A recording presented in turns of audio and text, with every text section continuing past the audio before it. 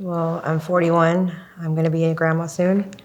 My father killed himself in 2007. I was married, had a home, had a life. When that happened, I was the one who kind of found out and found him like that. And so shortly after I got divorced and I started my journey on drugs, in turn, I gave my kids to their father, and I chose drugs over my kids. About 2 years ago, my journey led me to a man that I thought was going to be the love of my life. And in turn, like I said, drugs take that over as well. And I slowly became a victim of domestic violence, a DV case. I'm considered a fleer here. I lived at the river in a tent. I did drugs. I spent 15 minutes away from my children and never seen them. At this point, they moved in with my mother. My kids are 20, 19, and 14. So my older two daughter moved in, and then my younger one, I just found this out recently in my little road to getting recovery. I supposedly dropped her off and said I'd be back, that me and him were fighting and I would come back and get her, and I never did.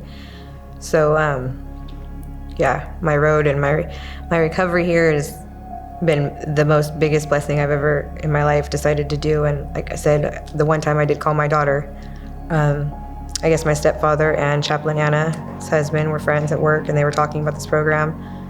And they knew the only way to get to me was my daughter. So of course I got a hold of my daughter and I was talking to her, and she just said, "Mommy, please, try this program." Told her if I can get away, I can. Because mind you, I wasn't allowed outside of his area,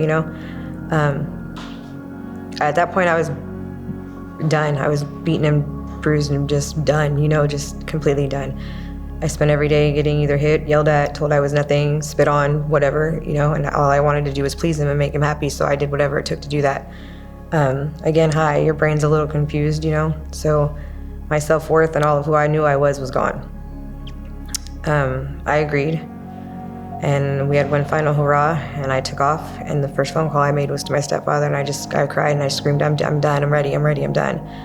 And I got a ride from some trucker, and then I got a ride from a friend of mine after that, and he waited there until my parents came and picked me up, and they brought me straight here. I guess Anna had this bed waiting for me for 2 weeks that I had no idea of. They all had this plan for me. When I got here, I hated God. I never touched a Bible. I didn't know anything about God. I knew that I woke up every morning and I asked him why he woke me up. And I thought I was the butt of his joke every day, I spent many times screaming, I hate you. Like, why are you doing this? Like, why am I here? So when I got here, they said, you're gonna be in a dorm room with 22 other women. And I laughed like, yeah, right. Like, that is not happening, And then I got here and I seen all the crosses and the praying and and I was like freaked out. I called my mom crying. I'm like, Mom, I swear to God, I will listen to you. I'll do whatever I have to do. I don't care. I'll go home. I just want to go home, And she was like, no, you can't, you cannot come home. You have to stay. And they kept telling me, just wait till dinner, just wait another day. And the more I was here, all I could think of was, we're all here in the same situation. We all had an addiction of some sort. We all had a problem of some sort. But I noticed that a lot of the women, when we would talk, I would be able to talk to them and I'd be able to clear their minds a little bit, and they'd give me hugs and tell me thank you for talking to them. And, I'd see women crying and I'd go over and it just happened so easily for me just to want to go to talk to them, Whereas before, like I said, I would probably just walked away from them or ignored them, And then you just become close to them. The chaplains here are awesome. They were all here to help me. They didn't push anything on me. Nobody pushed anything on me. It was just something that it just instantly happened, I caught myself wanting to read my Bible. I caught myself wanting to go to these classes. I wanted to see them, And as these things were happening to me, mind you, I've only been here 30 days. I just got off my blackout period. I've only been clean 30 days. And I feel like I've never felt my life, honestly. I help a lot of the women here by just talking to them and being there for them, I like to work in the kitchen. I have fun. I'm happy every morning. I get up on my own without an alarm clock, faithfully. Like, it's weird. You wake up and you're just happy. It's like, it's kind of confusing. But my biggest thing is that the things I went through almost could have killed me. And I kept going back. There's a lot of women out there that don't understand, because the whole God thing and the gospel mission. And if you just open your mind and your heart to it, though, it's amazing the things the blessings that happen. I mean, so many things have come around in a circle to me that's like people I've been out with my addiction, people that I've seen almost try to kill themselves happen to be my caseworker now at, Stanislaus, things like that. Like, I run into them and they see me happy and they see me different. And And I brought a couple of people, have come in here that I've known in my addiction as well, and I fought to try to keep them here too, but sometimes you're just not ready, If I can say anything to anybody out there, it would be not to look at it like the gospel mission, not to come out here and think of, oh, it's going to be a godly thing.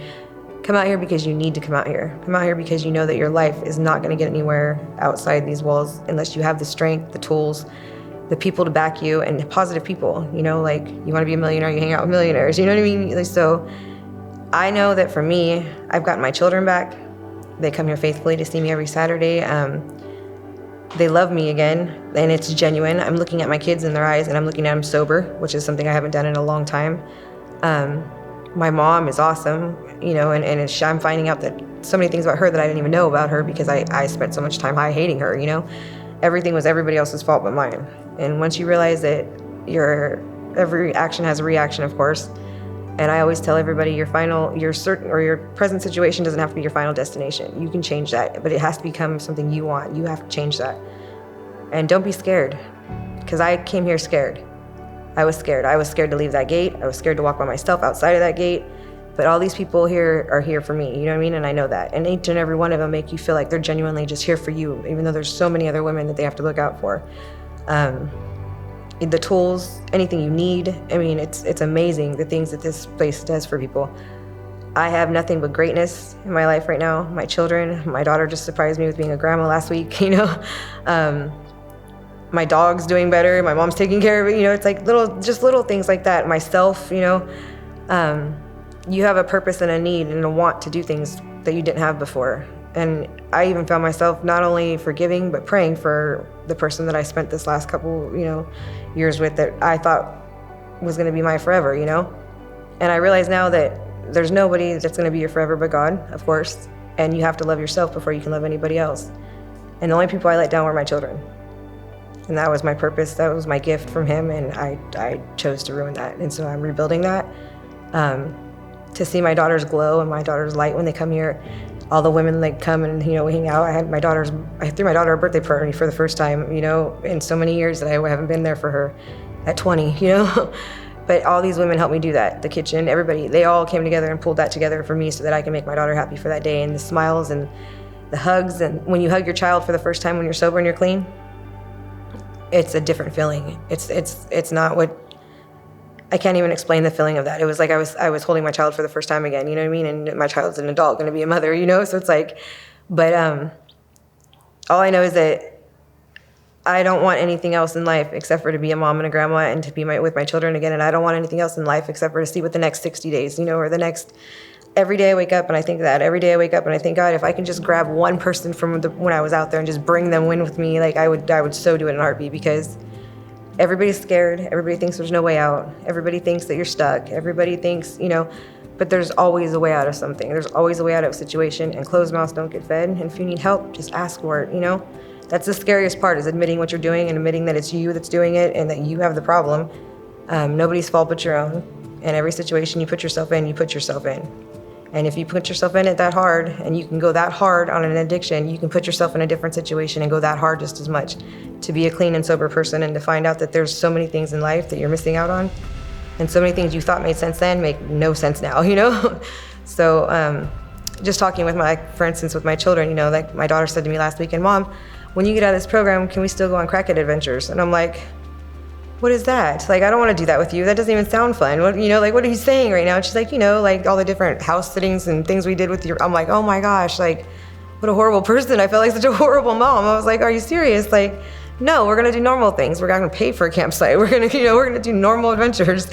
So those things, and that feels good to say, because the stories that they tell me that I put them through and the things that I've said and done to them, I have to thank God, seriously, that they even forgave me for those things, because I would never say right now to you, I've said those things to my children, because I wouldn't believe that, But you get sad, you get lonely, you miss your kids, you want to see them every day. There's rules, of course.